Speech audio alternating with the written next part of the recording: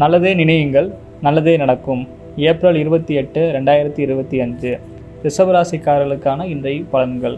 ரிஷபராசிக்கு உங்களுடைய கிரகங்களின் அடிப்படையில் யோகமான ஒரு நாளாக இன்றைக்கி அமையப் போகிறது. சரிங்களா? சந்திர பகவானும் அமாவாசையை விட்டு விலகி வரக்கூடிய ஒரு நாளாகவும் இருக்கிறது. உங்களுடைய ராசிநாதனாகிய சுக்கிர பகவான் மீன ராசியில் சஞ்சரித்து உச்சபலத்தில் இருக்கிறது மிகப்பெரிய ஒரு நல்ல அமைப்பு.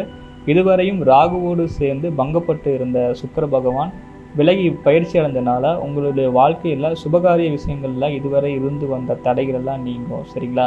குறிப்பாக பணப்பற்றாக்குறை நீங்கும். மூத்த சகோதர சகோதரிகள் வழியிலான ஒரு நல்ல நன்மைகள் சேரும். சகோதரர்களுக்கிடையே இருக்கக்கூடிய பங்காளி சண்டைகள், சொத்து சண்டைகள், சில சொத்து சண்டையால் கோர்ட்டு போலீஸ் ஸ்டேஷன் வரைக்கும் போயிருந்தாலும் கூட ஒரு சாதகமான உங்களுக்கு லாபங்கள் வரக்கூடிய ஒரு காலகட்டம் ரிஷபராசிக்கு இப்போ வந்துட்டுருக்கு. சரிங்களா? பண விஷயங்களில் இருந்து வந்த தடைகள்லாம் நீங்கும். ரொம்ப காலமாக நீங்கள் ஒரு விஷயத்தை செய்யறதுக்காக முயற்சி பண்ணிகிட்டு இருக்கீங்க, அது நடக்கவே இல்லைன்னா கூட கண்டிப்பாக இனிமேல் நடக்கும். பூர்வீக சொத்துக்களில் இருக்கக்கூடிய தடைகள் எல்லாமே படிப்படியாக நீங்கும். குறிப்பாக சொந்த வீடு வாங்கக்கூடிய அருமையான யோகமான ஒரு காலம் வந்துட்டுருக்கு. இது வரைக்கும் நான் வாடகை வீட்டில் தான் இருந்துட்டு இருக்கிறேன், லோன் இஎம்ஐ கட்டிகிட்டே இருக்கிறேன், இந்த மாதிரி நினச்சிட்டு இருந்தீங்கன்னா கூட எல்லாமே மாறி உங்களுக்கு சொந்தமாக உங்களுடைய பெயரில் வீடு வாங்குவதற்கு, நிலம் வாங்குவதற்கு ஒரு அருமையான ஒரு காலகட்டம் வருது.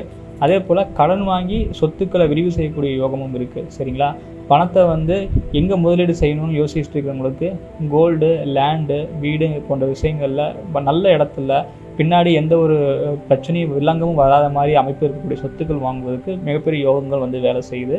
ராகு பகவான் பெயர்ச்சி அடைந்து இருக்கிறது உங்களுக்கு சிறப்பாகவே இருக்கும். சரிங்களா?